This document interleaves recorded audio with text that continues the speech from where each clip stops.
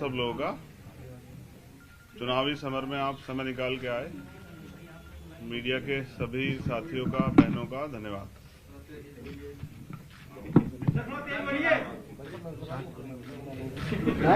ये भोपू क्यों रखा हुआ है?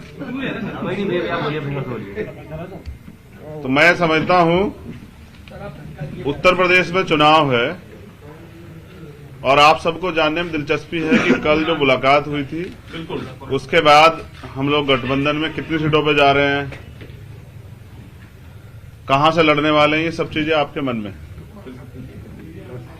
मैं भी 2 दिन से मीडिया के लोगों से बात नहीं कर रहा था क्योंकि मैं भी अपनी चीजों को फाइनलाइज कर रहा था, क्योंकि जितना आदमी बड़ी बड़ी बातें करता है या कुछ भी कहता है उन बातों पे उसका टिका रहना बहुत जरूरी होता है। तो मैं उतना ही बोलता हूं जितना मेरे अंदर हिम्मत होती है, उससे फालतू नहीं बोलता हूं।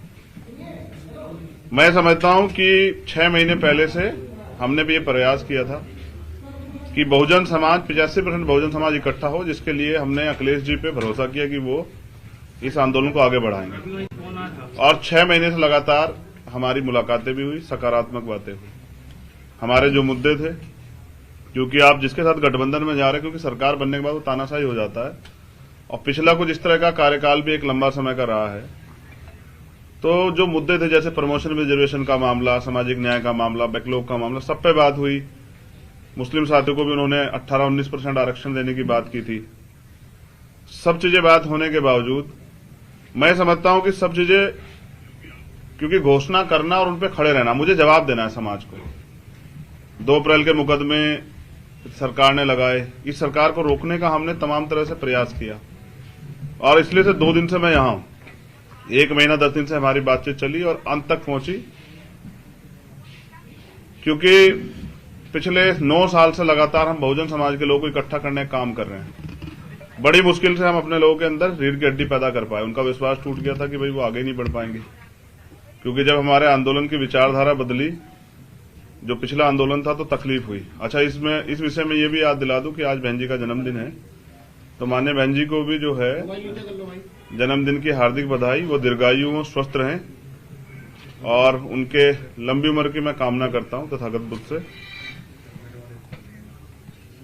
भरपूर प्रयास किए गए, क्योंकि हमारे लोगों का एक भरोसा है। पिछली बार जो अखिलेश जी की सरकार में हुआ, उनको ये डर है कि अगर हमारा लीडर वहां नहीं होगा तो कल जो सरकार बन जाएगी हमारे लोगों के वोट से, तो मुझे नहीं लगता कि उनपे सारे मुद्दों पे बात हो पाए, क्योंकि जो उनकी पार्टी से शेड्यूल कास्ट के लीडर जीत के जाएंगे या नहीं भी जाएंगे, वो बेचारे अपने राष्ट्रीय अध्यक्ष के प्रति खिलाफ नहीं हो सकते हैं।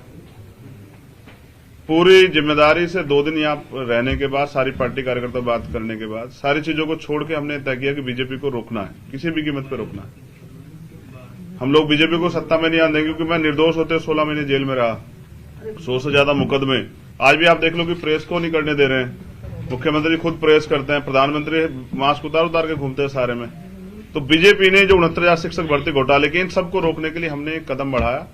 सकारात्मक रही सब चीजें, लेकिन अंत समय में मुझे लगा कि अखिलेश जी को दलितों की जरूरत नहीं है।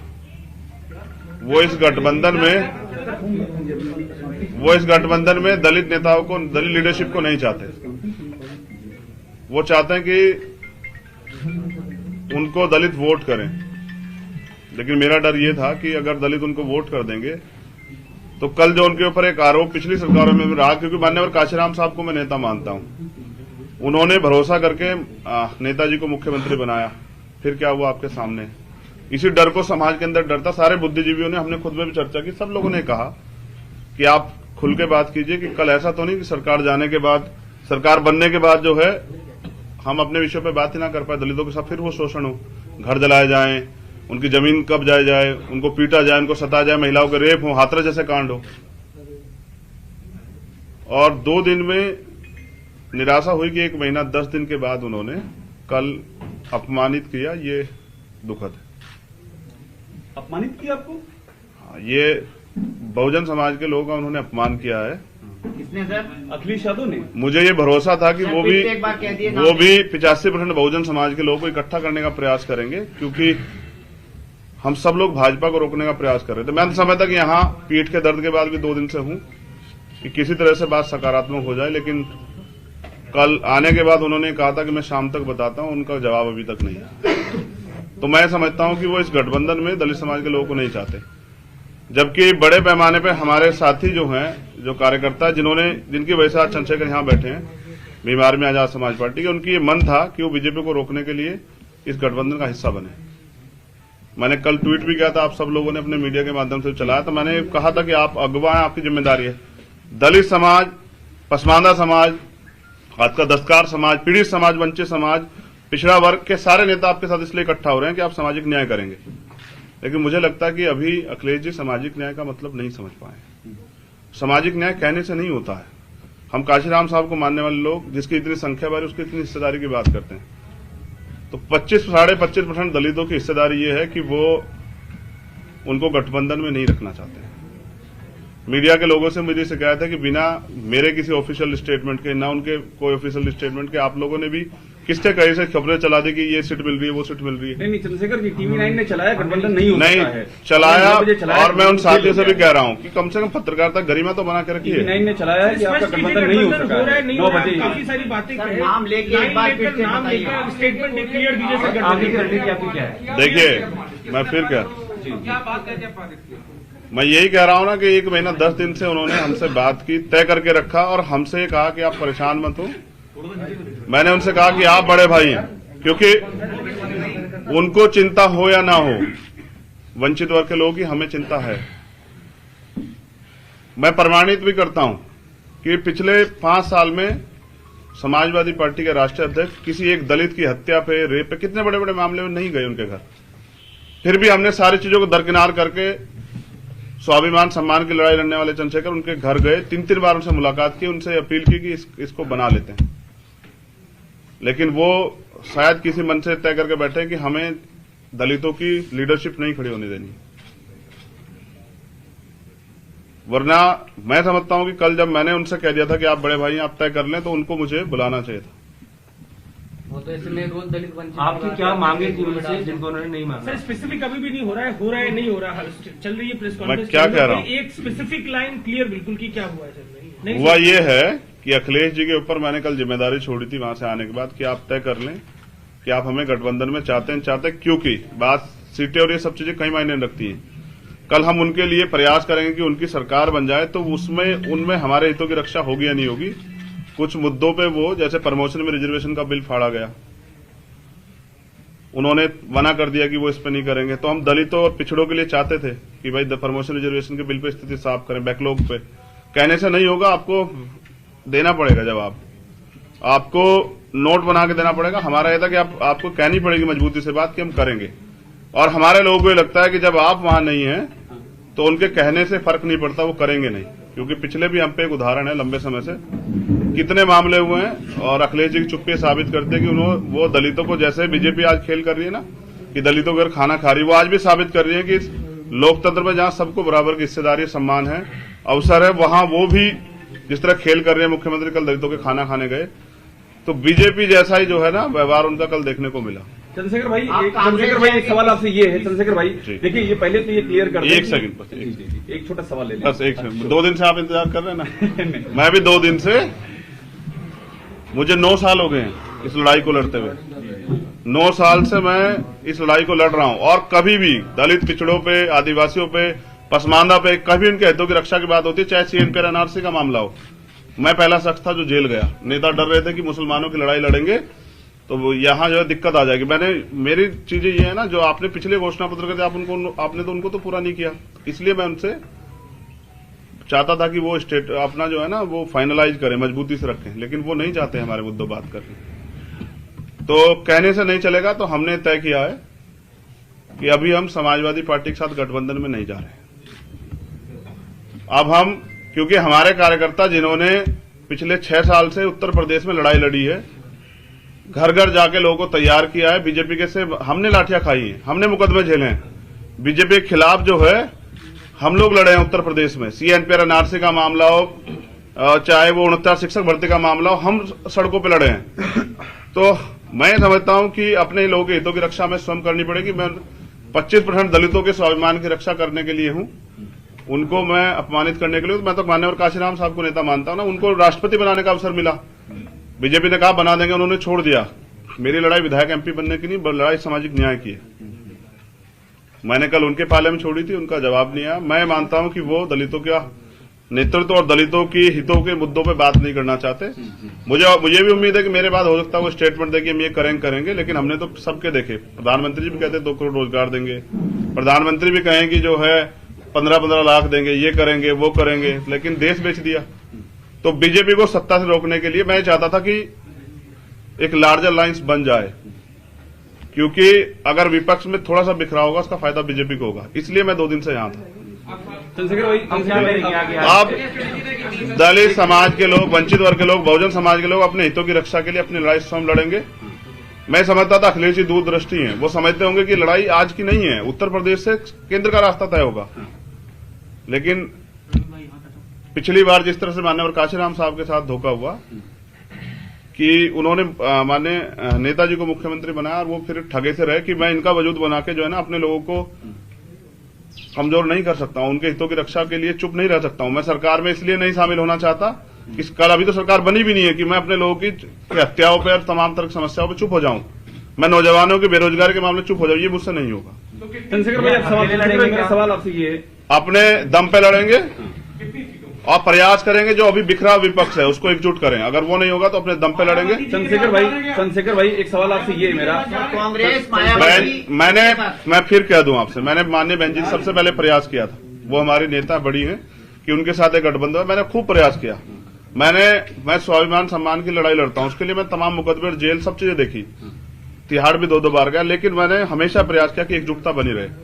मैंने बहन जी से प्रयास किया, उन्होंने कोई इस पे सहमति नहीं की। मैंने भैया से प्रयास किया, मैंने उनको बड़ा भाई माना, क्योंकि मुझे पता है कि शायद उनको कुछ ना हो, लेकिन अगर सरकार बीजेपी की आ जाती तो अगले 5 साल में जो दलितों को, मुसलमानों को, पिछड़ों को, आदिवासियों को और सब समाज को जो झेलना पड़ा और जो पिछले 5 साल में झेलना पड़ा, कहीं मैं उसका हिस्सेदार ना बन जाऊं। चंद्रशेखर भाई, पर सवाल ये है कि आखिर वजह क्या रही? क्योंकि देखिए हम ये खबर लगातार चला रहे हैं, गठबंधन नहीं हो सका, टीवी नहीं, आपको अखिलेश जी 12:30 बजे मिलेंगे, लेकिन ये बताइए कि आप उनसे पूछे कि ऐसा बड़ा हो रहा है, इसलिए आपका कद बड़ा हो जाएगा, इसलिए नहीं गठबंधन किया क्या? मेरा कद, मैं समझे ना, मैं व्यक्तिगत तो लड़ाई लड़ ही रहा हूं, मेरे कद की क्या है? अच्छा, क्या मैं, आप तो पूरे प्रदेश का मेरा काम जानते हैं, 23 प्रदेश में हमारा संगठन है, मैं तो बिहार तक चुनाव लड़के अपने दम पे, तो मैं क्या उत्तर प्रदेश में नहीं लड़ सकता हूं? लेकिन मेरा प्रयास ये था, क्योंकि मैं नहीं चाहता कल किसी दलित का की बच्ची का, किसी मुस्लिम समाज की बच्ची का, किसी अन्य धार्मिक अल्पसंख्यक समाज किसी स्वर्ण समाज की बच्ची का भी रेप, हत्या हुआ। हमने देखा ना उन्नाव क्या हुआ, हमने देखा ना हाथरस क्या हुआ। इस बीजेपी को रोकने के लिए मैंने अपना स्वाभिमान दांव पे लगा दिया, जबकि मेरे वर्कर नहीं चाहते थे, वो चाहते थे कि हम अपने हितों की लड़ाई स्वयं लड़े।